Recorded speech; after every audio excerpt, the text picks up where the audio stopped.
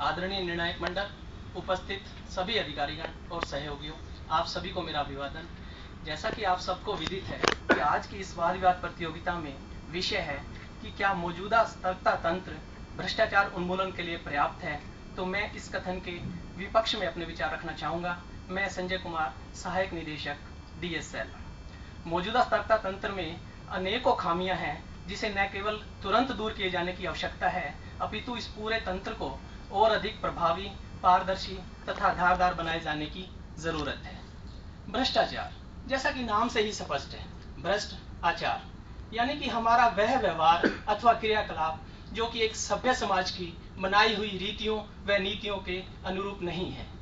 चाहे वह किसी सरकारी अथवा गैर सरकारी बाबू द्वारा किसी काम के एवज में मांगी गई रिश्वत हो, किसी किसान द्वारा अपने नलकूप के लिए की गई बिजली चोरी हो, किसी व्यापारी अथवा व्यवसायी द्वारा रिकॉर्ड में हेराफेरी करके की गई सेल टैक्स में चोरी हो, या किसी आम आदमी द्वारा ट्रेन अथवा बस में बिना टिकट सफर करना, यह सब भ्रष्टाचार के दायरे में ही आता है। जहां तक भ्रष्टाचार का हमारे समाज व देश पर पड़े दुष्प्रभाव का प्रश्न है, तो मेरा ऐसा मानना है कि अगर आज़ादी के 6 दशक बीत जाने के बाद भी अगर हम सभी नागरिकों के लिए रोटी, कपड़ा, स्वच्छ पानी, शिक्षा तथा अच्छी स्वास्थ्य सुविधाएं भी नहीं जुटा पाए हैं, तो इसका एक अहम कारण समाज के सभी वर्गों में तेजी से फैलता भ्रष्टाचार है। यह मौजूदा सतर्कता तंत्र की भ्रष्टाचार पर अंकुश पाने में नाकामी ही है कि आज भी देश के लगभग 10 करोड़ बच्चे रात को भूखे पेट ही सोने को विवश हैं। हर 10 में से 9 गर्भवती महिलाएं कुपोषण का शिकार हैं। आबादी का एक बड़ा हिस्सा आज भी फुटपाथ पर अपनी जिंदगी बसर करने को विवश है और शिक्षा तथा स्वास्थ्य सुविधाओं से वंचित है। जहां तक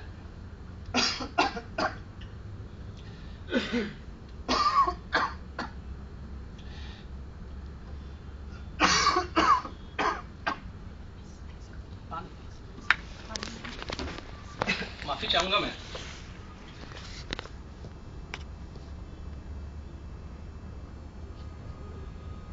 इस भ्रष्टाचार ने हमारी आर्थिक समृद्धि व खुशहाली को कुछ इस कदर से डसा है कि हमारे देश की हालत शुतुरमुर्ग जैसे उस प्राणी की तरह हो गई है जो कि पक्षी तो कहलाता है परंतु पंख होते हुए भी उड़ नहीं पाता है।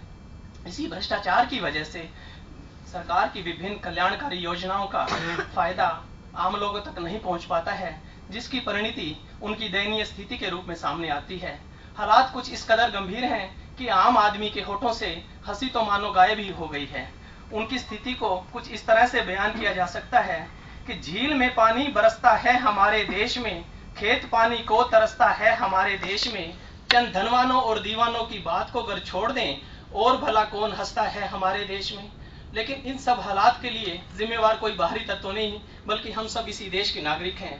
देश की मौजूदा स्थिति को मैं कुछ इस तरह से बयान करना चाहूंगा कि इसे अपनों ने लूटा है, गैरों में कहाँ दम था, इसकी कश्ती भी वहीं डूबी जहाँ की पानी भी बहुत कम था। यहाँ कश्ती डूबने से मेरा अभिप्राय आबादी के एक बड़े हिस्से का समृद्धि व खुशहाली के मोर्चे पर पिछड़ जाना है।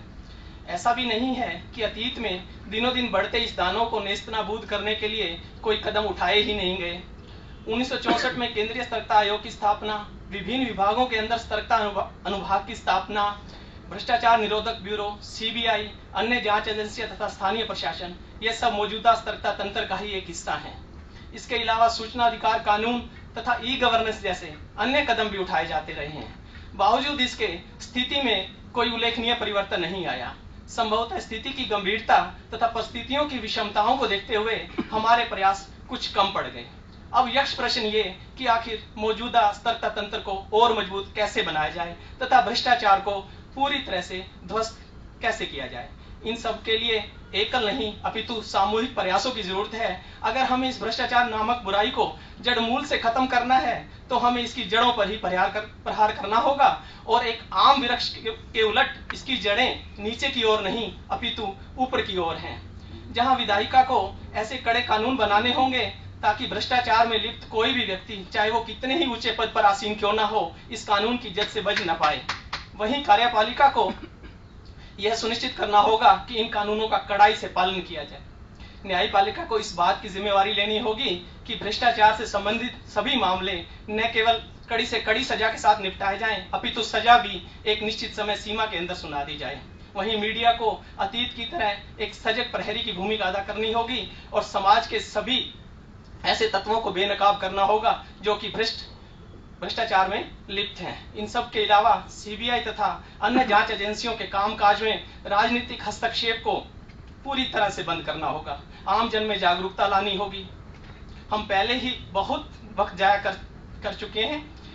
मैं इस मंच से आप सबका आह्वान करता हूं कि आइए हम सब मिलकर आगे बढ़ें और भ्रष्टाचार के विरुद्ध जारी हमारी इस जंग में, इस हवन कुंड में अपने अपने प्रयासों की आहुति डालें, ताकि सच, निष्ठा और ईमानदारी की ज्वाला में भ्रष्टाचार रूपी बुराई हमेशा हमेशा के लिए जलकर खाक हो जाए। अगर हम एकजुट होकर ऐसा प्रयास कर पाए तो मुझे आशा ही नहीं, पूर्ण विश्वास है कि आने वाले समय में हमारे भारतवर्ष का नाम एक बार फिर से विश्व के मानचित्र पटल पर स्वर्णिम अक्षरों में उकेरा जाएगा। अंत में मैं इन पंक्तियों के साथ अपने शब्दों को विराम देना चाहूंगा कि गंगा की कसम, यमुना की कसम, एक दिन ये फसाना बदलेगा, रावी का रवाना बदलेगा, सतलुज का मुहाना बदलेगा, और पहले तो हम खुद को बदलें, फिर देख जमाना बदलेगा। जय।